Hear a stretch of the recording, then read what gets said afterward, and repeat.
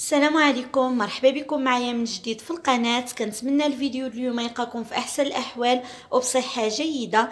اليوم ان شاء الله غنحضر معكم كيكة الشوكولاتة مسقية بصلصة الشوكولاتة. كتجي اكثر من رائعة. نحضروها ان شاء الله بدون بيض، كتجي خفيفة وهشيشة ومعلكة. كنسقيوها بواحد الصلصة ديال الشوكولاتة اللي كتخليها كتجي فازقة وهشيشة ومعلكة من الداخل. ندوزو على بركة الله، نشوفوا المكونات والطريقة.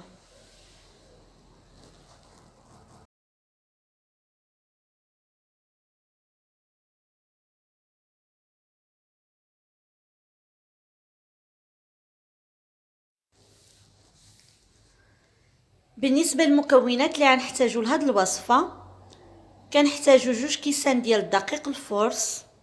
الكاس اللي عبرت به هو هذا، العبار ديال كاس الشاي او كاس العنبه. عندي هنا كاس ديال السكر سنيده، نصف كاس ديال زيت نباتيه، 2 كيسان ديال الحليب عادي يكون بحراره المطبخ، 2 معالق كبار ديال الكاكاو المر، وعندي هنايا 2 اكياس من خميره الحلويات من وزن 8 غرام، اي في المجموع ديالهم 16 غرام. نحاولوا ناخذوا جميع القياسات بنفس الكاس. دابا ندوزو على بركه الله نشوفوا الطريقه ديال التحضير. غناخذ هنا واحد الاناء اللي غنخلط فيه هاد الكيكه. غندير فيه الدقيق، 2 كيسان ديال الدقيق،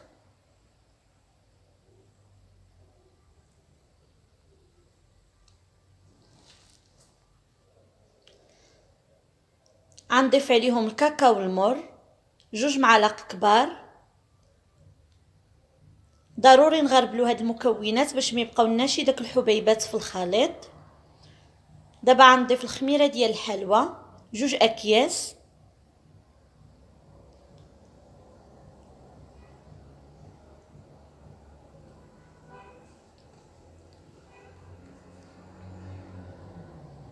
دابا غنضيف السكر.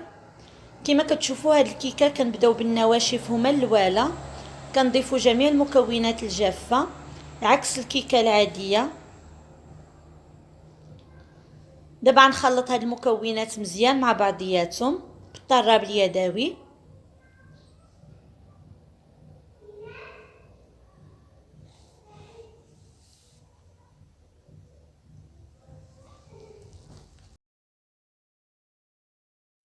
دابا بعد ما خلطت هاد المكونات الجافه مزيان مع بعضياتهم، غنضيف الزيت وغنضيف الحليب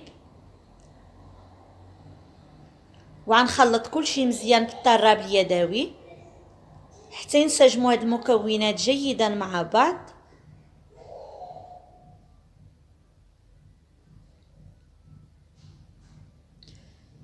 دابا كما كتشوفوا بعد ما خلطت هاد المكونات جيدا مع بعض كيكون هذا هو القوام ديال الكيك.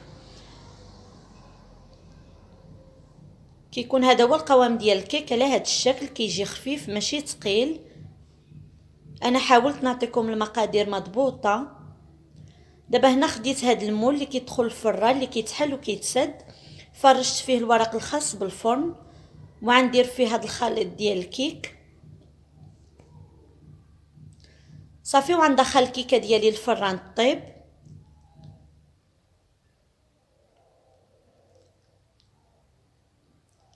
دابا بعد ما طابت الكيكه، باش كنعرفوا ان هاد الكيك طاب لانه كيكون ديال الشوكولاته ما كيباناش واش تحمر اولا لا، كناخذوا هكا واحد الكيغدو كنديروه في الكيك. الا خرج لنا ناشف كنعرفوا ان الكيكه ديالنا طابت. دابا هنا غندوز باش نحضر الصلصه اللي غنسقي بها الكيك.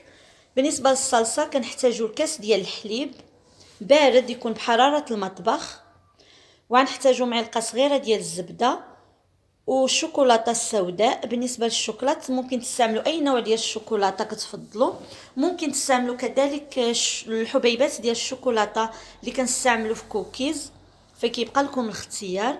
دابا ندوزو على بركه الله نشوفوا الطريقه ديال التحضير. غناخذ هنا واحد الكاسرونه غندير فيها الحليب. بالنسبه لهاد الصلصه انا جاتني كميه كبيره، ممكن نتوما تستعملوا فقط نصف الكميه، ديروا غير نص كاس ديال الحليب يجيكم كافي. انا درت هنا الصلصه كثيره فاستعملت فقط النصف ديالها. دابا كنديروا داك الحليب والزبده فوق البوطه وكنخليو حتى كذوب لنا الزبده وكيوصلنا الحليب لدرجه الغليان. ما نخليوهاش حتى يفيض، غير يوصل درجه الغليان صافي كنطفيو عليه البوطه. ودابا غنضيفوا نصف الكميه ديال الشوكولاته وغنخلطو مزيان حتى كيذوب لنا داك الشوكولاط في الحليب. ومن بعد غنضيف الكميه اللي بقات وغنخلط مزيان بالطراب اليدوي حتى يذوب لنا داك الشوكولاط في الحليب ونحصلوا على داك اللون اللي بغينا. كما كتشوفوا كنحصلوا على هذا اللون الاسود.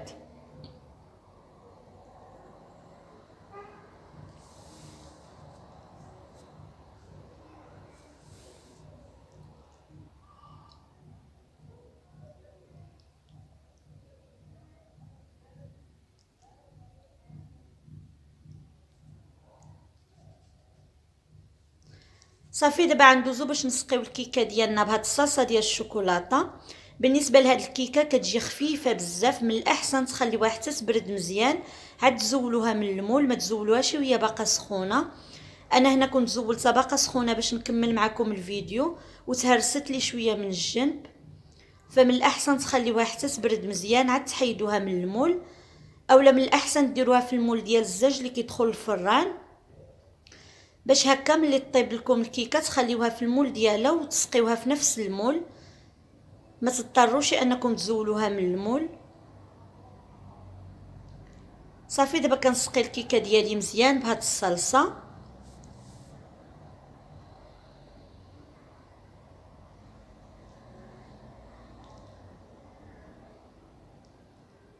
كما شفتوا انا هنا درت الكميه ديال الصلصه كبيره، استعملت فقط نصف الكميه، يعني نصف كاس ديال الحليب يجيكم كافي باش توجدوا الصلصه اللي غتسقيو بها هاد الكيكه. صافي دابا بعد ما كنسقيو الكيكه هنا غادي ندوز باش نزوقها. انا عندي هنايا الشوكولاته البيضاء اللي حكيتها في الحكاكه، وعندي هاد الحبيبات ديال الشوكولاته السوداء. بالنسبه للتزيين كيبقى اختياري، ممكن تزينوا باش ما بغيتو، ممكن تزينوا باللوز ايفيلي او اللوز كونكاسي او الكاوكاو كونكاسي، فكيبقى لكم الاختيار. صافي دابا كنزوق بهاد الشوكولاته البيضاء بهذا الشكل هذا، ومن بعد غنزين بهاد الحبيبات ديال الشوكولاته هكا من الفوق.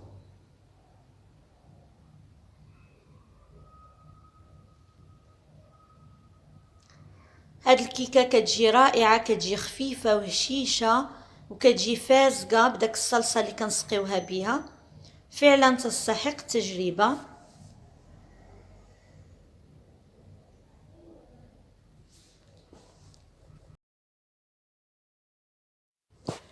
دابا غندوز باش نقطع معكم الكيكه باش تشوفوا كيفاش كتجي من الداخل.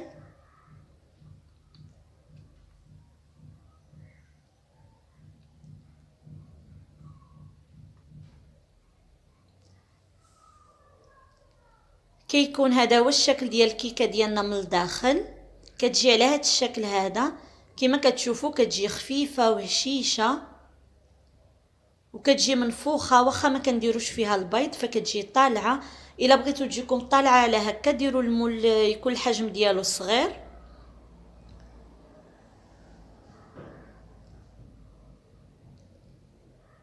كما كتشوفوا كيكون هذا هو الشكل ديالها، كتجي خفيفه وكتجي معلكه وفازقه بداك الصلصه اللي كنسقيوها بها، كتجي اكثر من رائعه، فعلا تستحق التجربه.